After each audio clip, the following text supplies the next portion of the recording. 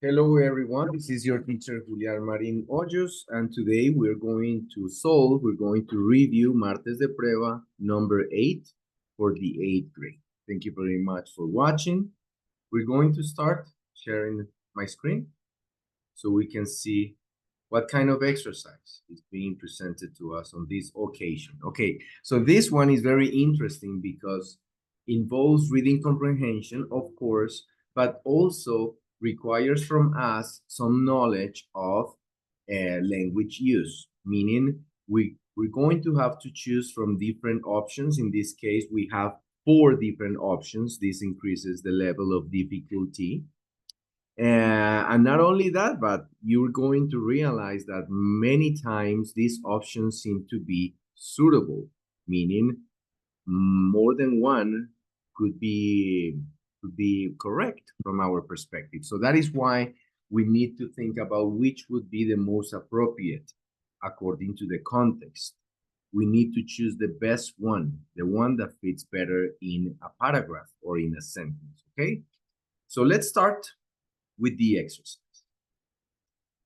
Using only 10 symbols, 0 to 9, we can, and then we have the first question, 21. So over here, we have 4 options, as I mentioned. And A says copy, B, annotate, C, write, and D, established. I will cancel established first. And then the 3 remaining options seem to be suitable. So that is what I was telling you about. We need to choose the one that fits better, okay? I will go with write because actually annotate means that you could verbally or in a written fashion make notes about something that has happened and you need to provide arguments about something. So this one could seem to be like a possible one, but no. And copy, in this case, wouldn't be either the best option. So we will go with write.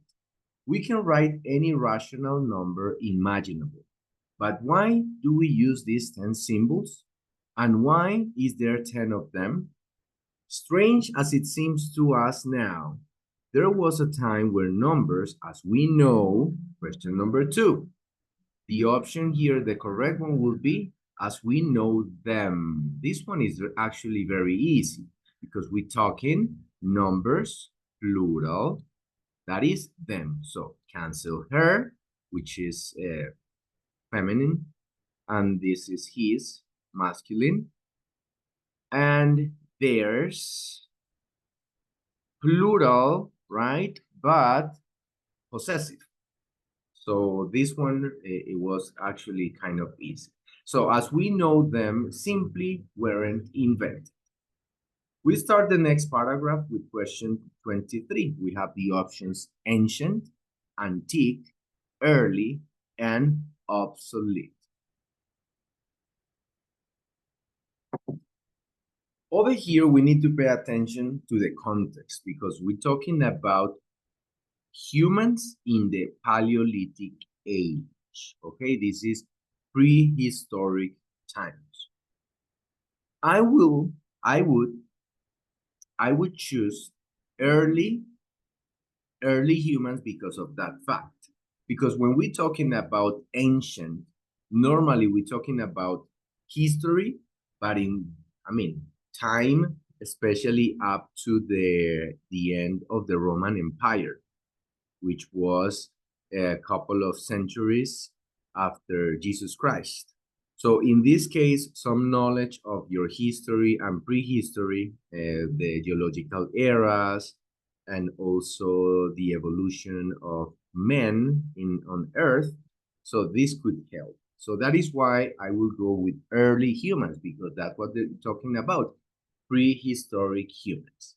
So early humans in the Paleolithic age likely counted animals and other everyday objects by carving tally marks into cave walls, bones, wood, or stone. Each tally mark stood for one, and each fifth mark was scored through to help them keep track. This system is fine for small numbers, but doesn't work with large ones. Okay, so right there, we have answer already, 21, 22, and 23. So now, we're going to move. Very good. So we could continue answering specifically question 24. So we start with the next paragraph.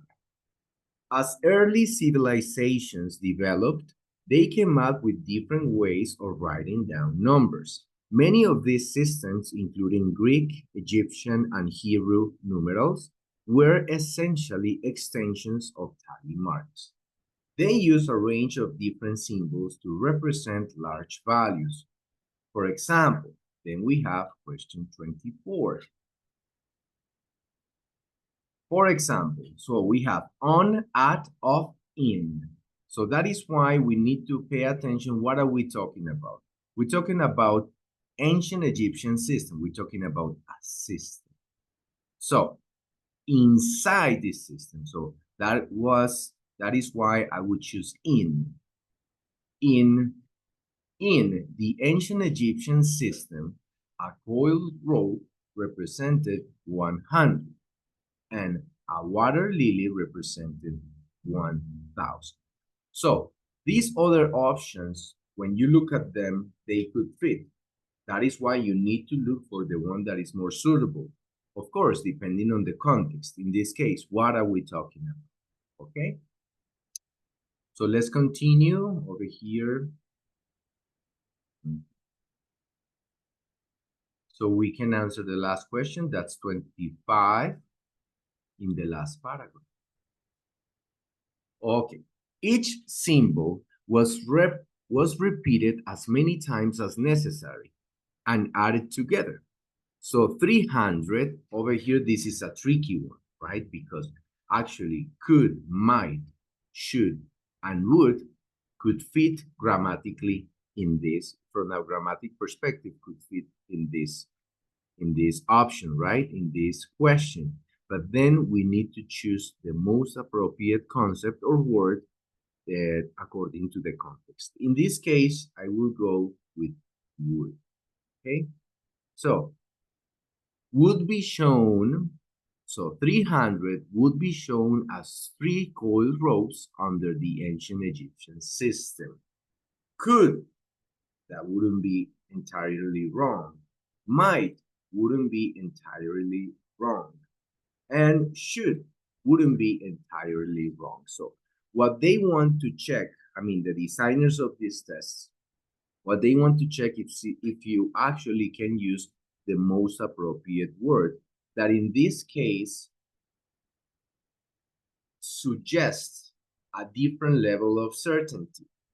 Of course, taking into consideration this system, that is how actually a 300 will be represented. So that's why we using the word would be represented. So this is a higher level of certainty. Okay, so let's remember.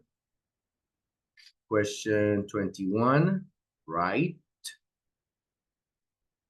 Question 22, them as numbers. Question 23, early. Question 24, in the Egyptian system.